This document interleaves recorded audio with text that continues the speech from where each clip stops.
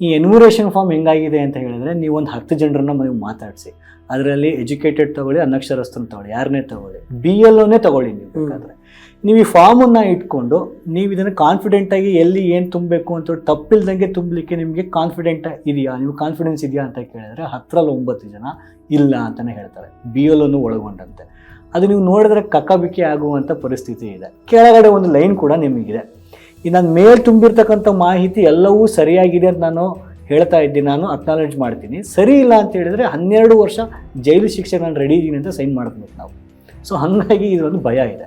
ಈಗ ಎರಡನೇದು BLOಗಳ ವಿಚಾರಕ್ಕೆ ಬರೋದಾದರೆ, ನಮ್ಮ ಕರ್ನಾಟಕದಲ್ಲಿ ಈಗಾಗಲೇ ಅಧಿಕೃತವಾಗಿ ದಾಖಲೆಯ ಸಮೇತ ಭುವನ ಅಂತಕ್ಕಂಥ 26 ವಯಸ್ಸಿನ BLO ಎಲೆಕ್ಷನ್ ಡ್ಯೂಟಿಯಲ್ಲಿ ಇರುವಂಥ ಸಂದರ್ಭದಲ್ಲಿ ಆಕ್ಸಿಡೆಂಟ್ ಆಗಿ ತೀರೋಗಿದ್ದಾರೆ. ಇನ್ನಿಬ್ಬರು ನಟರಾಜ್ ಮತ್ತು ಸುನಿಲ್ ಅಂತ ಹೇಳಿ ಅವರು ಹಾರ್ಟ್ ಅಟ್ಯಾಕ್ ಆಗಿ ತೀರೋಗಿದ್ದಾರೆ. ಅದು ಎನ್ಯುಮರೇಷನ್ ಫಾರ್ಮ್ ಫಿಲ್ ಮಾಡಬೇಕಾದ್ರೆ ಲೇಟ್ ನೈಟು ಟಾರ್ಗೆಟನ್ನು ಅಚೀವ್ ಮಾಡಬೇಕು ಅನ್ನೋ ಇದರಲ್ಲೇ ಮಾಡೋಕ್ಕೆ ಹೋಗ್ತಾ ಇರೋದು. ನಮಸ್ಕಾರ, ವಾರ್ತಾ ಭಾರತೀಯ ವೀಕ್ಷಕರಿಗೆ ಈ ವಿಶೇಷ ಸಂದರ್ಶನಕ್ಕೆ ಸ್ವಾಗತ. ನಾನು ಧರಣೀಶ್ ಪುಕ್ಕನಕೆರೆ. ವೀಕ್ಷಕರೇ, ಈಗ ರಾಜ್ಯದಲ್ಲಿ SIR ನಡೀತಿದೆ, ಆದರೆ ಗ್ರೌಂಡಲ್ಲಿ ನಾನಾ ರೀತಿಯ ಸಮಸ್ಯೆಗಳಿದ್ದಾವೆ. ಹಾಗಾಗಿ ನಿಜಕ್ಕೂ ಗ್ರೌಂಡ್ನಲ್ಲಿ ಏನು ನಡೀತಾ ಇದೆ, ಏನು ಸಮಸ್ಯೆಗಳಿದ್ದಾವೆ ಅನ್ನೋದನ್ನು ಚರ್ಚೆ ಮಾಡಲಿಕ್ಕೆ ನಮ್ಮ ಜೊತೆಗೆ ನಾಗರಿಕ ಮತಕಾವಲು ಸಮಿತಿಯ ಕಾರ್ಯಕರ್ತರಂತಹ ಸರೋವರ್ ಬೆಂಕಿಕೆರೆ ಇದ್ದಾರೆ. ಅವ್ರ ಜೊತೆ ಮಾತಾಡ್ತೀನಿ. ಅದಕ್ಕೂ ಮೊದಲು ನಾನು ನಿಮಗೆ ರಿಕ್ವೆಸ್ಟ್ ಮಾಡ್ತೀನಿ, ನೀವು ಇನ್ನೂ ವಾರ್ತಾ ಭಾರತಿಯನ್ನು ಸಬ್ಸ್ಕ್ರೈಬ್ ಮಾಡಿಲ್ಲ ಅಂದರೆ ದಯವಿಟ್ಟು ಸಬ್ಸ್ಕ್ರೈಬ್ ಮಾಡಿ, ಲೈಕ್ ಮಾಡಿ, ಶೇರ್ ಮಾಡಿ, ಬೆಲ್ ಬಟನನ್ನು ಪ್ರೆಸ್ ಮಾಡಿ. ಈಗ ಸರೋವರ್ ಜೊತೆ ಮಾತುಕತೆಯನ್ನು ಶುರು ಮಾಡ್ತೀನಿ. ಸರೋವರ್, ಆ್ಯಕ್ಚುಲಿ ಈ SIRಗೆ ಸಂಬಂಧಪಟ್ಟಂತಹ ಗ್ರೌಂಡ್ ರಿಯಾಲಿಟಿ ಏನು? ಗ್ರೌಂಡ್ ರಿಯಾಲಿಟಿ ಅಂದರೆ ರಿಯಾಲಿಟಿ ಮೀನ್ಸ್ ಸಮಸ್ಯೆ ಏನು ಅಂತ. ಸರ್ ನೋಡಿ, ಇವಾಗ ಪ್ರಜಾತಂತ್ರದ ಒಂದು ಸ್ಟಾರ್ಟಿಂಗ್ ಪಾಯಿಂಟ್ ಅಂತ ನಾವು ಎಲೆಕ್ಷನ್ ಅನ್ನ ಕರಿತೀವಿ, ಯಾವುದೇ ಒಂದು ದೇಶ ಪ್ರಜಾತಂತ್ರಕ್ಕೆ. ಹಾಗೆ ಈ SIRಲ್ಲೂ ಕೂಡ ಸ್ಟಾರ್ಟಿಂಗ್ ಪಾಯಿಂಟ್ ಅಂತ ಹೇಳಿದ್ರೆ ಎನ್ಯುಮರೇಷನ್ ಫಾರ್ಮ್. ಈ ಎನ್ಯುಮರೇಷನ್ ಫಾರ್ಮ್ ಹೆಂಗಾಗಿದೆ ಅಂತ ಹೇಳಿದ್ರೆ, ನೀವು ಒಂದು 10 ಜನರನ್ನ ನೀವು ಮಾತಾಡಿಸಿ, ಅದರಲ್ಲಿ ಎಜುಕೇಟೆಡ್ ತಗೊಳ್ಳಿ, ಅನಕ್ಷರಸ್ಥನ ತಗೊಳ್ಳಿ, ಯಾರನ್ನೇ ತಗೊಳ್ಳಿ, BLOನೇ ತಗೊಳ್ಳಿ. ನೀವು ಬೇಕಾದ್ರೆ ನೀವು ಈ ಫಾರ್ಮನ್ನು ಇಟ್ಕೊಂಡು ನೀವು ಇದನ್ನು ಕಾನ್ಫಿಡೆಂಟಾಗಿ ಎಲ್ಲಿ ಏನು ತುಂಬಬೇಕು ಅಂತ ತಪ್ಪಿಲ್ದಂಗೆ ತುಂಬಲಿಕ್ಕೆ ನಿಮಗೆ ಕಾನ್ಫಿಡೆಂಟ್ ಇದೆಯಾ, ನೀವು ಕಾನ್ಫಿಡೆನ್ಸ್ ಇದೆಯಾ ಅಂತ ಕೇಳಿದ್ರೆ 10ರಲ್ಲಿ 9 ಜನ ಇಲ್ಲ ಅಂತಲೇ ಹೇಳ್ತಾರೆ, BLOನು ಒಳಗೊಂಡಂತೆ.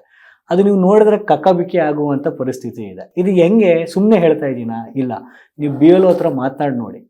BLO ಎಷ್ಟೋ ಕಡೆ ಏನು ಮಾಡ್ತಾ ಇದ್ದಾರೆ ಅಂತ ಹೇಳಿದ್ರೆ, ಈ ಥರ ಒಂದು ಸಮಸ್ಯೆ ಇರೋದ್ರಿಂದಾಗಿ ಇದು ಮೊದಲನೇದು ಅಂದರೆ ಕಾನ್ಫಿಡೆಂಟಾಗಿ ಎನ್ಯುಮರೇಷನ್ ಫಾರ್ಮನ್ನು ಫಿಲ್ ಮಾಡೋಕ್ಕೆ ಆಗೋದೇ ಇಲ್ಲ ಅನ್ನೋ ರೀತಿ ಸಮಸ್ಯೆಯಲ್ಲಿ ಇದೆ. ಯಾಕೆ ಅಂತ ಹೇಳಿದರೆ ಓಡ್ ಡಿಲೀಟ್ ಆಗುತ್ತೆ ಇದರಲ್ಲಿ ಅನ್ನೋದು ಭಾಳ ದೊಡ್ಡ ಅಪಾಯ ಇರೋದ್ರಿಂದಾಗಿ ಎಲ್ಲರಿಗೂ ಭಯ ಇದೆ. ಕೆಳಗಡೆ ಒಂದು ಲೈನ್ ಕೂಡ ನಿಮಗಿದೆ, ಈ ನಾನು ಮೇಲೆ ತುಂಬಿರ್ತಕ್ಕಂಥ ಮಾಹಿತಿ ಎಲ್ಲವೂ ಸರಿಯಾಗಿದೆ ಅಂತ ನಾನು ಹೇಳ್ತಾ ಇದ್ದೀನಿ, ನಾನು ಅಕ್ನಾಲೇಜ್ ಮಾಡ್ತೀನಿ. ಸರಿ ಇಲ್ಲ ಅಂತ ಹೇಳಿದರೆ 12 ವರ್ಷ ಜೈಲು ಶಿಕ್ಷೆ ನಾನು ರೆಡಿ ಇದ್ದೀನಿ ಅಂತ ಸೈನ್ ಮಾಡ್ಬೇಕು ನಾವು. ಸೊ ಹಾಗಾಗಿ ಇದೊಂದು ಭಯ ಇದೆ. ಸೊ ಅಲ್ಲಿಂದ ನೆಕ್ಸ್ಟ್ ಮುಂದಕ್ಕೆ ಹೋದ್ರೆ ಏನಾಗ್ತಾ ಇದೆ, ಎನ್ಯುಮರೇಷನ್ ಫಾರ್ಮು ಜನ ತುಂಬಕ್ಕಾಗ್ತಾ ಇಲ್ಲ ಅನ್ನೋದು ಒಂದಾದರೆ, ಎರಡನೇದು ಈಗ ಗಿರಿನಗರ ಮತ್ತು ಈ ಥರದ ಭಾಗದಲ್ಲಿ ನೀವು ನೋಡಿದ್ದೀರಿ, ಖಾಲಿ ಫಾರ್ಮ್ಗೆ ಸೈನ್ ಮಾಡಿಸ್ಕೊಂಡು BLOಗಳು ತೊಗೊಂಡೋಗಿದ್ದಾರೆ ಅಂತ ಹೇಳ್ತಾ ಇದ್ದಾರೆ. ಇನ್ನೊಂದು ಕಡೆ BLOಗಳು ತುಂಬಕ್ಕೇನೆ ಕೊಡ್ತಾ ಇಲ್ಲ ತುಂಬ್ತೀವಿ ಕೊಡಿ ಅಂತ ತೊಗೊಂಡು ಹೋಗ್ತೀವಿ ಅಂತ ಹೇಳಿ ಇದೊಂಥರ ಕೇವಸ್ ಆಗೋಗಿದೆ ನಿಮಗೆ ಎನ್ಯುಮರೇಷನ್ ಫಾರ್ಮ್ ಅನ್ನೋದೇನೆ.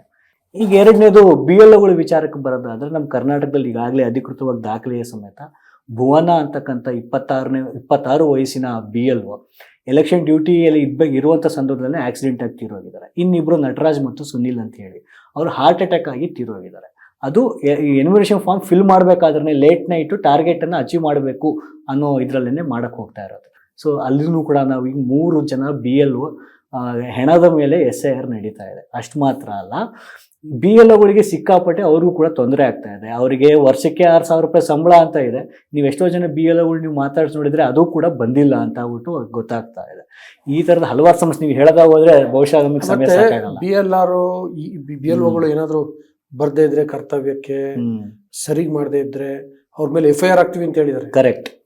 ಇದು ತುಂಬಾ ಒಳ್ಳೆ ಕ್ವಶನ್ ಅನ್ನು ನೀವು ರೈಸ್ ಮಾಡಿದ್ರಿ ಸರ್. ಯಾಕೆ ಅಂತ ಹೇಳಿದ್ರೆ ಅವ್ರ ಮೇಲೆ FIR ಮಾತ್ರ ಅಲ್ಲ, ಅದರಲ್ಲಿ ಸಾಕಷ್ಟು ಜನಕ್ಕೆ 30 ಚಿಲ್ಲರೆಷ್ಟು ಜನರಿಗೆ ಈಗಾಗಲೇ ಶೋಕಾಸ್ ನೋಟಿಸ್ ಕೂಡ ಹೋಗಿದೆ.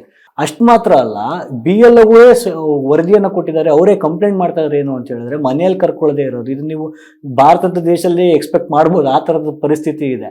ಜಾತಿ ನಿಂದನೆ ಆಗಿರ್ತಕ್ಕಂಥದ್ದು ಇದೆ. ನಿನಗೇನು ನಾನು ಕೊಡಬೇಕು ಹೋಗು ಅಂತ ಹೇಳುವಂಥ ಒಂದು ದಾಷ್ಟ್ಯ ಏನಿದೆ ಇದು ಕೂಡ ನಡೀತಾ ಇದೆ. ಇದು ನಿಜಕ್ಕೂ ಭಾಳ ಕಷ್ಟ ಇದೆ. ಅಷ್ಟು ಮಾತ್ರ ಅಲ್ಲ, ಇವಾಗ ನಿನ್ನೆ ಕೂಡ ಒಬ್ಬರು BLO ನನಗೆ ಕಾಲ್ ಮಾಡಿದ್ರು, ಅದೊಂದು ಹೊಸ ರೀತಿಯಾದ ಸಮಸ್ಯೆಯನ್ನು ಕೂಡ ಎದುರಿಸ್ತಾ ಇದ್ದಾರೆ. ಏನು ಅಂತ ಹೇಳಿದರೆ, ಇಲ್ಲಿ ನಮ್ಮ ಊರಿನಲ್ಲಿ ಇವಾಗ ಉದಾಹರಣೆ ಹೇಳಿದರೆ ಲಕ್ಷ್ಮೀಬಾಯಿ ಗಂಡ ಭೀಮಾ ನಾಯ್ಕ ಅಂತ ಒಬ್ಬರಿದ್ದಾರೆ. ಅವ್ರದನ್ನ ಇವರು ಇವಾಗ ಸ್ಕ್ಯಾನ್ ಮಾಡ್ಬಿಟ್ಟು ಅವ್ರನ್ನ ಡಿಜಿಟಲ್ ಎಂಟ್ರಿ ಮಾಡಕ್ ಹೋಗುವಂತ ಸಂದರ್ಭದಲ್ಲಿ ಇವ್ರದ್ದು ಆಲ್ರೆಡಿ ಸ್ಕ್ಯಾನ್ ಆಗಿ ಹೋಗಿದೆ ಅಂತ ತೋರಿಸ್ತಾ ಇದೆ. ಅದು ನೋಡಿದ್ರೆ ಬೇರೆ ಒಬ್ರು BLO ಮಾಡ್ಬಿಟ್ಟಿದ್ದಾರೆ ಅದೇ ಕ್ಷೇತ್ರದ. ಈ ತರದ ನಿಮ್ಗೆ ಸಮಸ್ಯೆಗಳು ಆಗರವೇ SIR ಆಗಿದೆ. ನೀವು ದೇಶದ ಸ್ಥಿತಿಯನ್ನ ತಗೊಂಡಾಗ್ಲೂ ಕೂಡ ಅಲ್ಲೂ ಈ ತರದ ಒಂದು ಸಮಸ್ಯೆ. BLOಗಳಿಗೆ ಸರಿಯಾಗಿ ತರಬೇತಿ ಕೊಟ್ಟಿಲ್ಲ, ಅದರಿಂದಾಗಿ ಅವ್ರಿಗೆ ಒಂದು ಕಾನ್ಫಿಡೆನ್ಸು ಇಲ್ಲ, ಜೊತೆಗೆ ಹೇಗೆ ತಗೋಬೇಕು ಅಂತ ಅವ್ರಿಗೆ ಗೊತ್ತಿಲ್ಲ, ಅವ್ರಿಗೆ ಗೊತ್ತಿಲ್ಲದ್ರಿಂದ ಅವರು ಬೇರೆಯವ್ರಿಗೂ ಗೈಡ್ ಮಾಡಕ್ ಆಗ್ತಿಲ್ಲ ಅನ್ನುವಂಥ ಪರಿಸ್ಥಿತಿ ಇದೆ. ಕರೆಕ್ಟ್. ಸೊ ಅಂದ್ರೆ ಚುನಾವಣಾ ಆಯೋಗ ಫಸ್ಟ್ BLOಗಳಿಗೆ ಒಂದು ಸರಿಯಾದ ರೀತಿಯಲ್ಲಿ ತರಬೇತಿ ಕೊಡ್ಬೇಕಿತ್ತಲ್ವಾ? ಹೌದು, ತರಬೇತಿ ಕೊಟ್ಟಿದೀವಿ ಅಂತ ಹೇಳಲಾಗ್ತಾ ಇದೆ. ಆದ್ರೆ ರಿಯಾಲಿಟಿಯನ್ನು ನೋಡಿದಾಗ BLOಗಳು ಸಿಕ್ಕಾಪಟ್ಟೆ ಕಷ್ಟ ಆಗ್ತಿರೋದಂತೂ ಅಲ್ಲೇ ಎದ್ದು ಕಾಣ್ತಾ ಇದೆ. ಅದು ಅಷ್ಟು ಸುಲಭ ಇಲ್ಲ. ಅದಕ್ಕೋಸ್ಕರ ಎನ್ಯುಮರೇಷನ್ ಫಾರ್ಮ್ ಈ ಪ್ರೋಸೆಸ್ ಇದೆಯಲ್ಲ ತುಂಬಾ ಅರ್ಜೆನ್ಸಿ. ಈ ಕರ್ನಾಟಕದಲ್ಲಿ ಈಗೇನು ಇಮಿಡಿಯೇಟ್ ಎಲೆಕ್ಷನ್ಸ್ ಇಲ್ಲ. ಈಗ ನೋಡಿ ಎಲ್ಲದಕ್ಕೂ ಕೂಡ 1 ತಿಂಗಳು 30 ದಿನ ಅಂತ ಒಂದು ಟೈಮ್ ಫ್ರೇಮ್ ಅನ್ನು ಮಾಡ್ಕೊಂಡಿದ್ದಾರೆ. ಇದು ಬಹಳ ಯಾವ ರೀತಿ ಅರ್ಜೆಂಟಲ್ಲಿ ಇದ್ದಾರೆ ಅಂತ ಹೇಳಿದ್ರೆ ಆ ಅರ್ಜೆನ್ಸಿಯಿಂದನೇ ಇವರಿಗೆಲ್ಲರೂ ಕೂಡ ಆರೋಗ್ಯದಲ್ಲಿ ಏರುಪೇರಾಗಿ ಈ ತರದ ಸಾವುಗಳಾಗಿರೋದನ್ನು ಕೂಡ ನೋಡಿದೀವಿ. ಇನ್ನೂ ಎಚ್ಚೆತ್ಕೊಂಡಿಲ್ಲ ಅಂತ ಹೇಳಿದ್ರೆ ಕಷ್ಟ ಇದೆ. ಮತ್ತೊಂದು ನೋಡಿ, ಬಹಳ ಚರ್ಚೆ ಆಯ್ತು ಏನಂತಂದ್ರೆ ಈ ಮಾಸ್ ಎನ್ಯುಮರೇಷನ್ ಫಾರ್ಮ್ ಫಿಲ್ ಮಾಡೋದ್ರ ಸಂಬಂಧ. ಹೌದು, ನಿಯಮ ಏನ್ ಹೇಳುತ್ತೆ, ಅವರು ಖುದ್ದಾಗಿ ಹೋಗಿ BLOಗಳು ಆ ಮನೆಗೆ ಅವರ ಮ್ಯಾಪಿಂಗ್ ಆಗಿರುವಂತ ಮತಪತ್ರನ ಕೊಡಬೇಕು ಅಂತ, ಎನ್ಯುಮರೇಷನ್ ಫಾರ್ಮ್ನ ಕೊಡಬೇಕು ಅಂತ. ಅದನ್ನ ನಾನು ಎಲ್ಲಿ ಬೇಕಾದ್ರೂ ತುಂಬೋದು, ಮತ್ತೆ ಇನ್ನೊಂದ್ಸಲ ಬಂದಾಗ ಅವ್ರಿಗೆ ಕೊಡ್ಬೇಕಷ್ಟೇ. ನಾ ಏನ್ ಬೇಕಾದ್ರೂ ತುಂಬೋದು, ಎಲ್ಲಿ ಬೇಕಾದ್ರೂ ತುಂಬೋದು, ಯಾರ ಕೈಲಾದ್ರೂ ತುಂಬಿಸ್ಬೋದು. ಆ BLO ಸಂಬಂಧಪಟ್ಟ ಸಂಬಂಧ ಇಲ್ಲ, ನಿಜ. ಆಯ್ತಾ? ನನಗ್ ಗೊತ್ತಿಲ್ಲಪ್ಪ, ಯಾರೋ ನನ್ನ ಜಾತಿಯ ನಾಯಕ ಅಥವಾ ನನ್ನ ಪಕ್ಷದ ನಾಯಕ ಅಥವಾ ನನ್ಗೆ ಹಿತೈಷಿ, ನಮ್ಮೂರಿನ ಟೀಚರು, ನಮ್ಮೂರಿನ ಲಾಯರು ಯಾರೋ ಇರ್ತಾನೆ, ಅವ್ನ್ ಗೊತ್ತಿರುತ್ತೆ, ಅಲ್ಲಿ ಹೋಗಿ ತುಂಬಿಸ್ತಾರೆ. ಹಂಗ್ ತುಂಬಿಸಿದ್ರೆ ಏನ್ ಸಮಸ್ಯೆ? ಆಕ್ಚುಲಿ ಸಮಸ್ಯೆ ಇಲ್ಲ ನನ್ನ ಪ್ರಕಾರ. ಯಾಕೆ ಅಂತ ಹೇಳಿದ್ರೆ ಈ ತರ ಸಹಾಯಕ್ಕೆ ಒಂದಷ್ಟು ಜನ ಬರ್ಬೇಕಾಗಿದೆ. ನಮ್ ದೇಶದಲ್ಲಿ ಎಷ್ಟು ಅನಕ್ಷರಸ್ತೆ ಇದೆ ಅಂತ ನಮ್ಗೆ ಗೊತ್ತೇ ಇದೆ. ಇನ್ಫ್ಯಾಕ್ಟ್ ನಾನು ಕೂಡ BE ಮಾಡಿರೋ ವ್ಯಕ್ತಿ. ನನಗೆ ಮೊದಲು ನೋಡಿದಾಗ ಕನ್ಫ್ಯೂಷನ್ ಇದೆ. ಯಾಕೆ ಅಂತ ಹೇಳ್ತೀನಿ ನೋಡಿ. ಸಿಂಪಲ್ ಆಗಿ ಈಗ ಪ್ರಜನಿ ಮ್ಯಾಪಿಂಗ್ ಅಂತ ಮಾಡ್ಬೇಕಿರುತ್ತೆ. ಉದಾಹರಣೆಗೆ ನಾನು 2002 ಓಟ್ ಹಾಕಿಲ್ಲ, ನನ್ನ ತಂದೆ ಅಥವಾ ತಾಯಿ ಇದು ಮ್ಯಾಪ್ ಮಾಡ್ಬೇಕು. ಈಗ ಉದಾಹರಣೆಗೆ ನೋಡಿ, ಈ ಬಲಗಡೆ ಇರುವ ಕಾಲಮ್ನಲ್ಲಿ ನನ್ನ ತಾಯಿಯಿಂದ ನಾನು ಮ್ಯಾಪ್ ಮಾಡ್ತಾ ಇದ್ದೀನಿ ಅಂತ ಇಟ್ಕೊಳ್ಳಿ. ನನ್ನ ತಾಯಿ ಹೆಸರು ಹಾಕಿದ್ದೀನಿ, ಅಲ್ಲಿ ಹೆಸರು ಕೇಳ್ತಾರೆ ಮೊದಲನೇದಾಗಿ.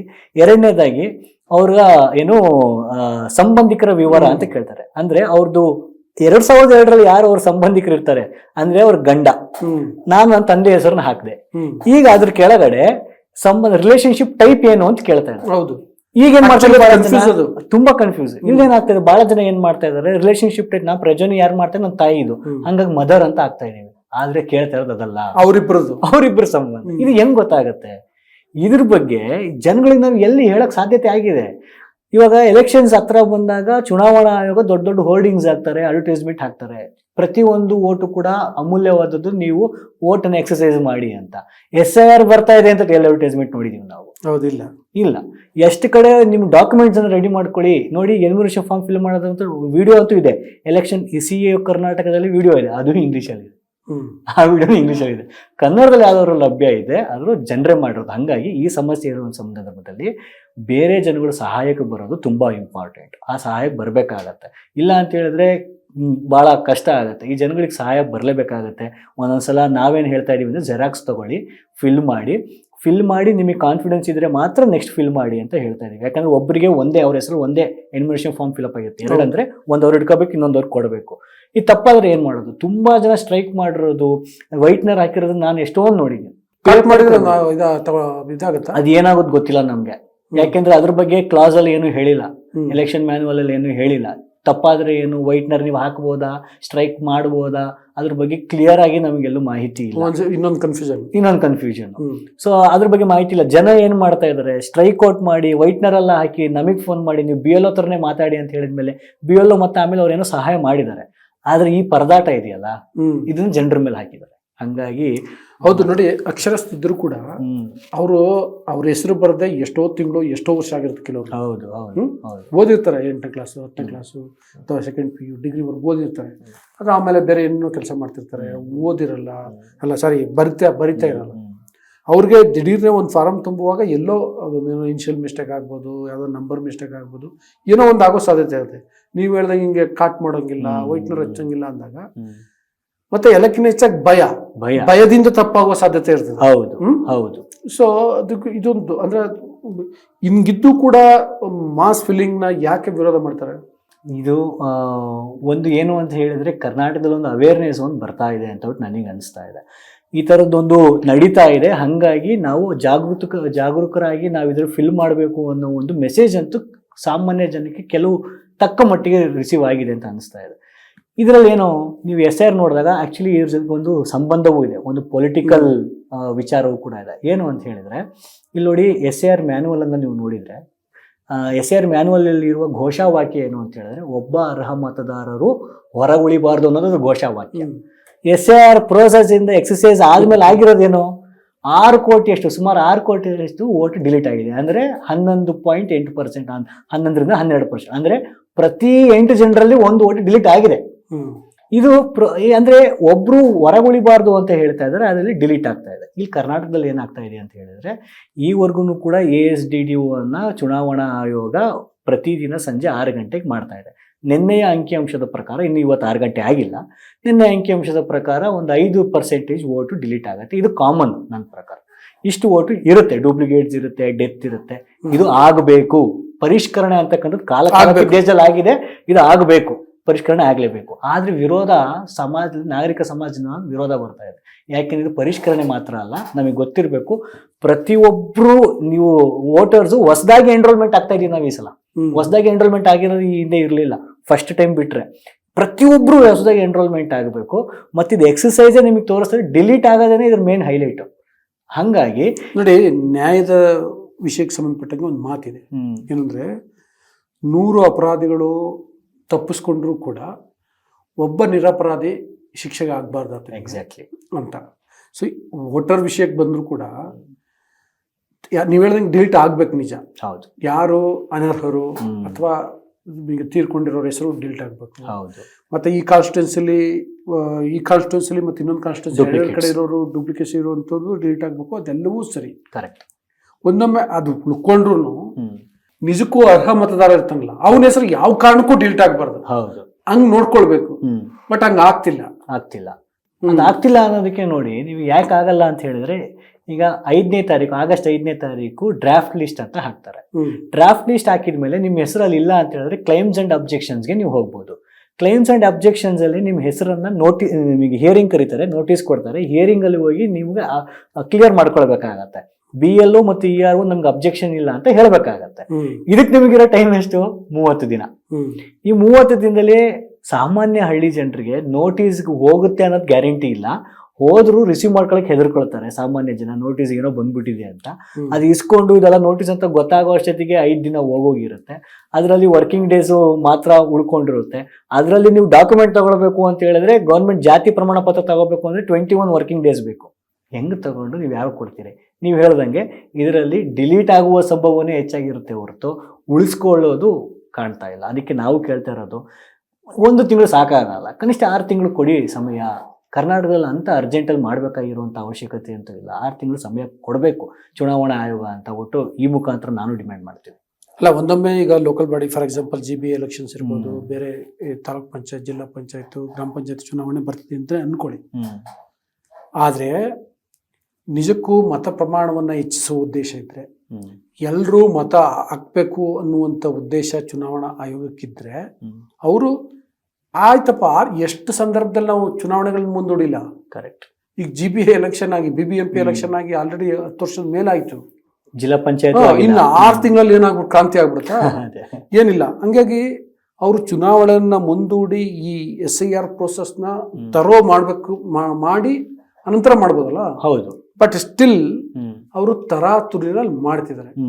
ಇದು ತರಾತುರಿನಲ್ಲಿ ಮಾಡ್ತಿರೋದ್ರಿಂದ ಜನಕ್ಕೂ ಕೂಡ ಒಂದ್ ಕಡೆ ಭಯ, ಒಂದ್ ಕಡೆ ಅವಸರ, ಒಂದ್ ಕಡೆ ಅವ್ರಿಗೆ ಡಾಕ್ಯುಮೆಂಟ್ಗಳು ಸರಿ ಇಲ್ಲ. ಮತ್ತೆ ಇನ್ನೊಂದೇನಾಗಿರುತ್ತೆ, 2002ಕ್ಕಿಂತ ಮೊದಲು ಯಾರ್ಯಾರ್ದೋ ಹೆಸರನ್ನ ಹೇಗೋ ಬರ್ದಿರೋ ಸಾಧ್ಯತೆ ಇದೆ. ಇಲ್ಲಿ ಈಗಿನ ಲಿಟ್ರಸಿ ರೇಟ್ನು 2002ರ ಲಿಟ್ರಸಿ ಪ್ರಮಾಣ ನೋಡಿದ್ರೆ, ಮತ್ತು ಈಗಿನ ಜನಕ್ಕೆ ಈಗ ಒಂದು ಸ್ವಲ್ಪ ಮೊಬೈಲು ಇನ್ನೊಂದು ಯೂಸ್ ಮಾಡೋದು ಬರುತ್ತೆ, ಕಂಪ್ಯೂಟರ್ನ ಆಪ್ರೇಟ್ ಮಾಡೋದು ಬರುತ್ತೆ. ಹಾಗೆ ಬರ್ತಿರ್ಲಿಲ್ಲ. ಹಾಗೆ ನಾನೇನೋ ಹೇಳಿದೆ, ನನ್ನ ಪ್ರೊನೌನ್ಸಿಯೇಷನ್ ಏನೋ ಇರ್ತಿತ್ತು, ಗ್ರಹಿಸ್ತಿದ್ರು, ಅವ್ರೇನೋ ತುಂಬ್ಕೊಳ್ತಿದ್ರು, ಹೆಸರು ಮಿಸ್ಟೇಕ್ ಆಗ್ತಿತ್ತು, ಸ್ಪೆಲ್ಲಿಂಗ್ ಮಿಸ್ಟೇಕ್ ಆಗ್ತಿತ್ತು. ಈ ಥರ ತುಂಬಾ ಸಮಸ್ಯೆಗಳು ಇದಾವೆ. ಬಟ್ ಸ್ಟಿಲ್ ಯಾಕೆ ಎಲೆಕ್ಷನ್ ಕಮಿಷನ್ ಕಾಲಾವಕಾಶವನ್ನ ಕೊಡ್ತಿಲ್ಲ? ಇದು ಇನ್ನೂ ಬಹಳ ವಿಚಿತ್ರ ಇದೆ ಸರ್. ನೀವು ಹೇಳ್ದಂಗೆ ಒಂದು ಒಳ್ಳೆ ಅಬ್ಸರ್ವೇಷನ್ ಮಾಡಿದ್ರಿ.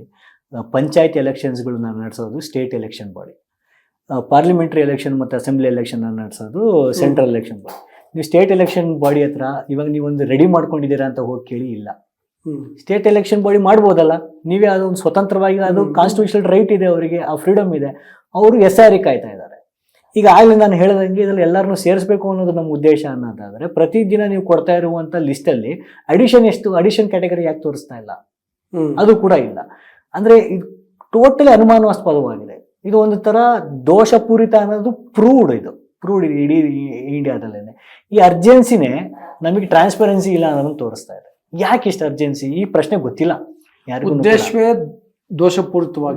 ದುರುದ್ದೇಶಪೂರಿತವಾಗಿದ್ರೆ ಔಟ್ಕಮ್ ಏನ್ ಬರಕ್ ಸಾಧ್ಯ? ಔಟ್ಕಮ್ ಖಂಡಿತವಾಗ್ಲಿ ಇವಾಗ ನಾವು ನೋಡ್ತಾ ಇದೀವಿ, 6 ಕೋಟಿ ಜನ ಪರದಾಡ್ತಾ ಇದ್ದಾರೆ. ವೆಸ್ಟ್ ಬೆಂಗಾಲ್ ಎಕ್ಸಾಂಪಲ್ ತಗೊಂಡ್ರೆ 91 lakhs votes ಡಿಲೀಟ್ ಆಯಿತು. ಅದರಲ್ಲಿ 24 ಲಕ್ಷ ಜನ ಕೋರ್ಟ್ಗೆ ಹೋದ್ರು. ಹೋಗಿದ್ದಾರೆ ಜೆನ್ಯೂನ್ ವೋಟರ್ಸ್ ಇರ್ತಾರೆ. ಆ 24 ಲಕ್ಷ ಜನರು ನೀವು ವಿಚಾರಣೆ ಮುಗಿಸ್ಬೇಕು ಅಂದರೆ 21 ವರ್ಷ ಬೇಕು ಪ್ರಾಕ್ಟಿಕಲಿ. ಸೊ ಇದರಿಂದ ಏನು ತೋರಿಸ್ತಾ ಇದೆ, ಕಂಪ್ಲೀಟ್ ಆಗಿ ಇದ್ರ ರಿಸಲ್ಟ್ ಏನಪ್ಪ ಅಂದರೆ ಜನರ ಪರದಾಟ. ಜನಕ್ಕೆ ಇವಾಗ ಇದು SIR ಅಲ್ಲ, ನನ್ನ ಪ್ರಕಾರ ಭಾಳ ಜನನು ಕೂಡ ಇದನ್ನು ಹೇಳ್ತಾರೆ, ಇದು ಜನರ ಮೇಲೆ ಹಾಕಿರೋ FIR ಅಂತ.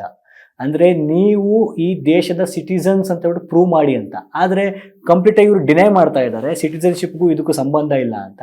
ಅದು ಇವರೆಲ್ಲ ಮಾಡ್ತಾರೆ ಎಕ್ಸಸೈಸನ್ನು ನೋಡ್ಬಿಟ್ರೆ.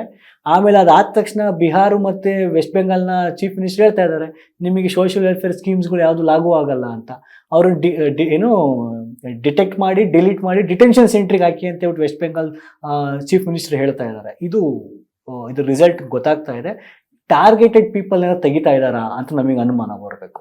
ಅಷ್ಟು ಮಾತ್ರ ಅಲ್ಲ, ಮುಂಚೆ ಜನ ಎಲ್ಲ ಸೇರಿ ಗೌರ್ಮೆಂಟ್ನ ಆಯ್ಕೆ ಮಾಡ್ತಾ ಇತ್ತು. ಈಗ ಗೌರ್ಮೆಂಟು ಮತ್ತು ಚುನಾವಣಾ ಆಯೋಗ ಸೇರಿ ಯಾರು ವೋಟ್ ಮಾಡಬೇಕು ಅಂತ ಆಯ್ಕೆ ಮಾಡ್ಕೊಳ್ತಾ ಇದ್ದಾರೆ. ಇದು ಬಹಳ ವಿಚಿತ್ರ. Okay, thank you sir.